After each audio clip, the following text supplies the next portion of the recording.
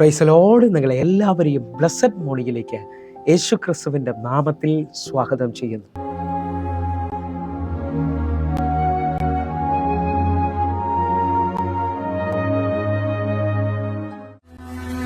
ഇത്രയും സ്നേഹിച്ചാൽ പോരാ, അങ്ങേ ഇത്രയും ആരാധിച്ചാൽ പോരാ. ഇത്രയും സ്നേഹിച്ചാൽ പോരാ, അങ്ങേ ഇത്രയും ആരാധിച്ചാൽ പോരാ. എനിക്കുള്ളതിനേക്കാൾ എൻ ജീവനേക്കാൾ അങ്ങേ സ്നേഹിപ്പാനാ എനിക്കാശ.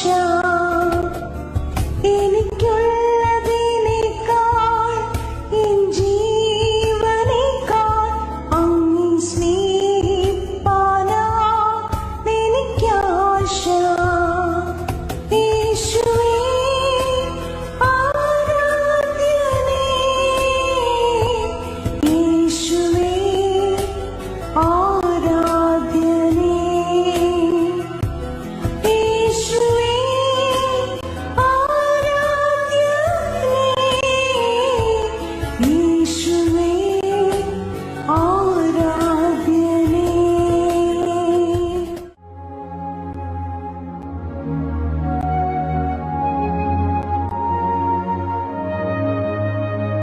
പ്രിയരെ, അനുഗ്രഹിക്കപ്പെട്ട ഒരു പ്രഭാതം കൂടെ നമ്മുടെ ജീവിതത്തിൽ അനുവദിച്ചു തന്ന വലിയവനായ ദൈവത്തെ നമുക്ക് ഒരുമിച്ച് ചേർന്ന് നന്ദി പറയാം.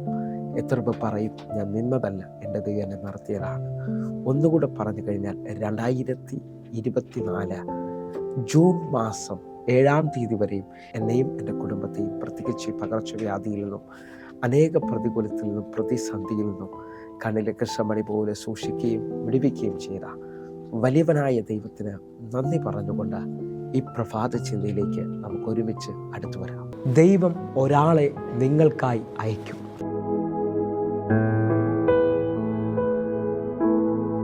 പ്രിയരെ, പ്രാരംഭവാക്യത്തിലേക്ക് 105-ാം സങ്കീർത്തനം അതിൻ്റെ 20-ാമത്തെ വാക്യം.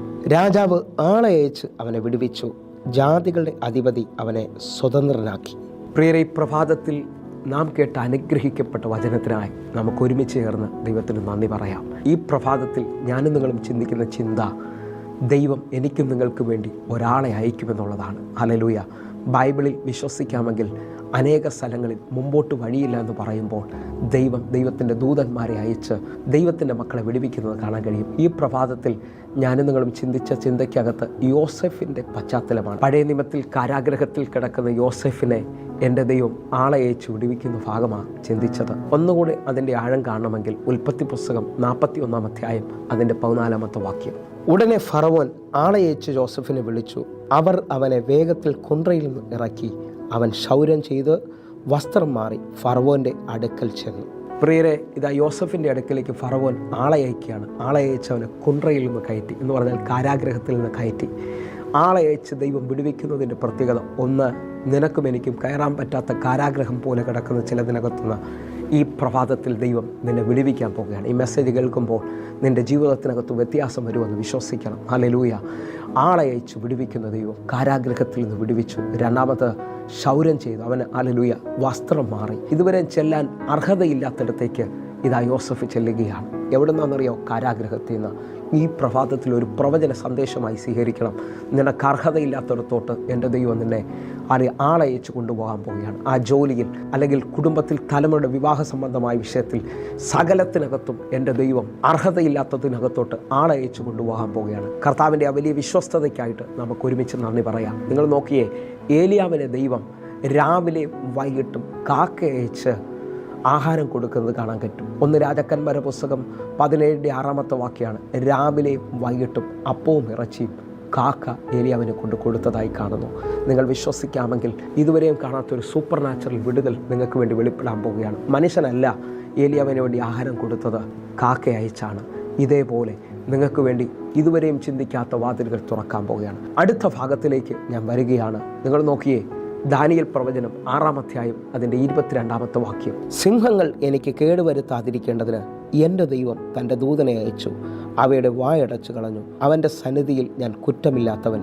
രാജാവേ, തിരുമുമ്പിലും ഞാൻ ഒരു ദോഷവും ചെയ്തിട്ടില്ല എന്ന് ഉണർത്തിച്ചു. ഇതാ ദാനിയേൽ രാജാവിനോട് മറുപടി പറയുക, സിംഹങ്ങൾ എനിക്ക് കേടുവരുത്താതിരിക്കേണ്ടതിന് എൻ്റെ ദൈവം ദൂതനെ അയച്ച് അവയുടെ വാ അടച്ചു കളഞ്ഞു. വിശ്വസിക്കാമെങ്കിൽ നിനക്ക് വേണ്ടി ദൂതന്മാരെ ദൈവം അയക്കാൻ പോവുകയാണ്. ദാനിയേലിനെ വിഴുങ്ങേണ്ടതിന് വേണ്ടി അലറിയെടുക്കുന്ന സിംഹങ്ങളുടെ വായടയ്ക്കേണ്ടതിന് വേണ്ടി ദൈവം ദൂതനെ അയച്ചു. വിശ്വസിക്കാമെങ്കിൽ നാളുകളായി നിൽക്കുന്ന നിൻ്റെ ജീവിതത്തിൻ്റെ എതിർപ്പുകളെ മാറ്റുവാൻ, നിനക്ക് മുമ്പോട്ട് പോകാൻ പറ്റാത്ത നിൽക്കുന്ന മാനുഷിക എതിരുകളെ മാറ്റുവാൻ എൻ്റെ ദൈവം ഈ പ്രഭാതത്തിൽ ദൂതന്മാരെ അയക്കുകയാണ്.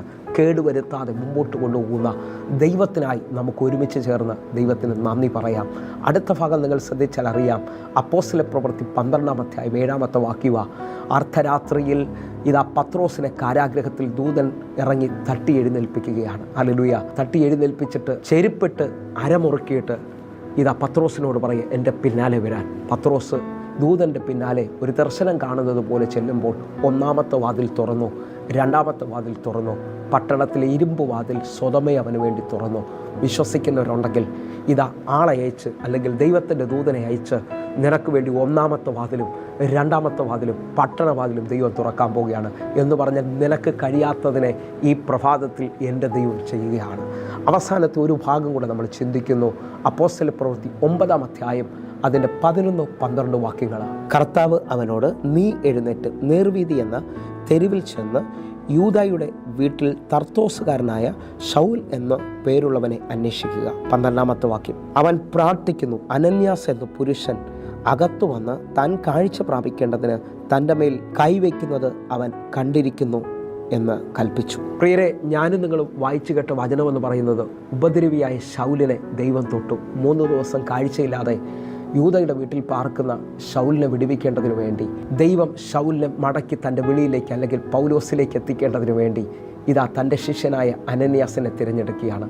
ആളെ അയച്ച് ഇതാ ശൗലിനെ ദൈവം സൗഖ്യമാക്കുന്നു. ശൗലിനെ ദൈവം എഴുന്നേൽപ്പിക്കുകയാണ്. വിശ്വസിക്കാമെങ്കിൽ നിനക്കിനി ഒരു വഴിയുമില്ല, നിൻ്റെ ജീവിതത്തിലെല്ലാം അടഞ്ഞെന്ന് പറഞ്ഞാൽ ഈ പ്രഭാതത്തിൽ നിനക്ക് വേണ്ടി ദൈവം ഒരാളെ അയക്കാൻ പോവുകയാണ്. എൻ്റെ ദൈവം അത് ചെയ്യാൻ പോവുകയാണ്. ഒന്ന് കണ്ണുകൾ അടയ്ക്കാം, പ്രാർത്ഥിക്കാം.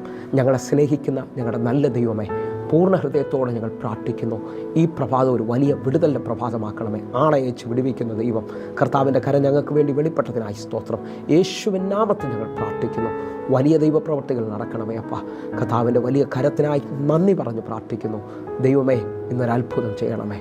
ആമേൻ, ആമേൻ. പ്രിയരെ, പ്രഭാത സന്ദേശം നിങ്ങൾക്ക് അനുഗ്രഹമാകുന്നുവെങ്കിൽ നമ്മുടെ യൂട്യൂബ് ചാനൽ സബ്സ്ക്രൈബ് ചെയ്യും, ഫേസ്ബുക്കിലേക്ക് നിങ്ങൾ ജോയിൻ ചെയ്യണമെന്ന് ഓർപ്പിക്കുന്നു.